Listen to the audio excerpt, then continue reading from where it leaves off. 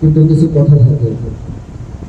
ওলি আল্লাহদের যারা ভালোবাসবেন না, বাসবেন না, কিন্তু তাদের নিয়ে কোনো কুমন্তব্য করবেন না, ইত্যাদি করবেন না। কারণ ওলিয়া উলিয়াদের নিয়ে কুমন্তব্য করলে আল্লাহ পাক রব্বুল আলামিন পবিত্র কোরআনের সূরা ইউনূসের ৬২ নম্বর আয়াতে বলছে যে তোমরা আল্লাহর বন্ধু। ৬২ নম্বর আয়াতে আলা ইন্না আউলিয়া আল্লাহি ওয়া লা খাউফুন আলাইহিম ইয়াহজানুন, অর্থাৎ নিশ্চয় ওলিয়া উলিয়ারা আল্লাহর বন্ধুদের কোনো ভয় নাই। আসলে ওলিয়া উলিয়ারা আল্লাহর এমনই এক বন্ধু যাদের হাসর, মিজান, কবর, জান্নাত, জাহান্নাম কোথাও কোনো ভয় নেই, ওরা কোথাও ভয় পায় না। কারণ ওরা আল্লাহকে হাসিল করছে, আল্লাহকে হাজির নাজির করছে। ওনাদের সাথে আল্লাহর সাথে সরাসরি সম্পর্ক, খুব মধুর ভালোবাসার সম্পর্ক। কারণ ওরা যে সম্পর্ক অর্জন করছে তাতে ওরা যদি জাহান্নামের আগুনের ভিতরে ঢুকে যায়, জাহান্নামের আগুন বন্ধ হয়ে যাবে। সবাই বলেন সুবহানাল্লাহ। তাইলে ওলি আল্লাহদেরকে যদি কেউ অন্তরস্থল থেকে ভালোবাসতে পারে, তার জন্য আল্লাহ পাক রব্বুল আলামিন হাসর, মিজান, কবর রাস্তা খুব সহজ করে দেয়।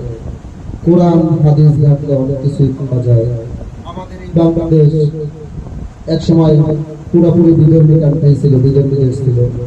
এই দেশে ইসলাম প্রচার করছে ওলিয়া উলিয়ারা, এই দেশে আজানের ধ্বনি প্রচার করছে ওলিয়া উলিয়ারা, এই দেশে আল্লাহ পাক রব্বুল আলামিনের কোরআন প্রচার করছে ওলিয়া উলিয়ারা। এই দেশে আজকের ইসলামের যত বিধিবিধান সব ওলিয়া উলিয়ারা প্রচার করছে। এখন সমাজে দেখা যায় কিছু কিছু জায়গায় ওলিয়া উলিয়াদের নিয়ে মন্তব্য করে ভালো না যায়, যে বিভিন্ন রকম কথা বলে। যে বলে আসলে হাদিসে পাওয়া গেছে আমার দয়াল নবী ওনার পবিত্র জবানে বলছে যে পাপকে ঘৃণা করো, পাপীকে না।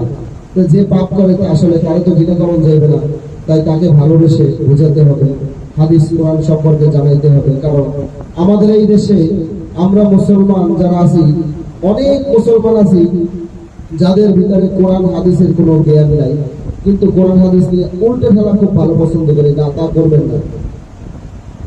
এখন কোরআন আর হাদিস বাংলায় তরজমা তাফসীর সহ পাওয়া যায়, যে কোনো লাইব্রেরিতে পাওয়া যায়।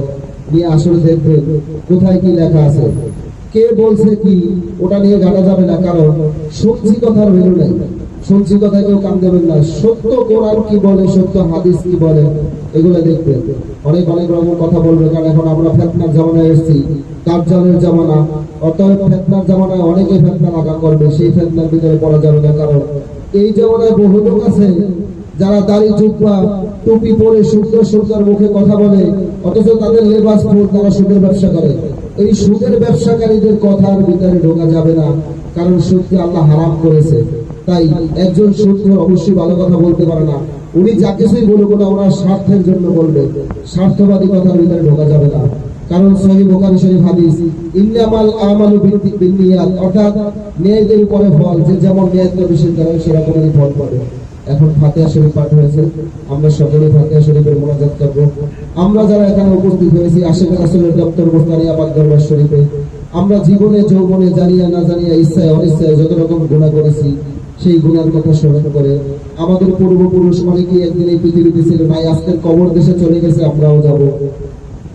সেই কবরের কথা খেয়াল করে এবং আপন আপন মুর্শিদের নানা কদম জড়াই ধরে আল্লাহ রাসূলকে হাজির নাজির জানিয়া, আপন মুর্শিদকে হাজির নাজির জানিয়া দেখিয়া জীবনে যৌবনে যত গুনাহ করেছে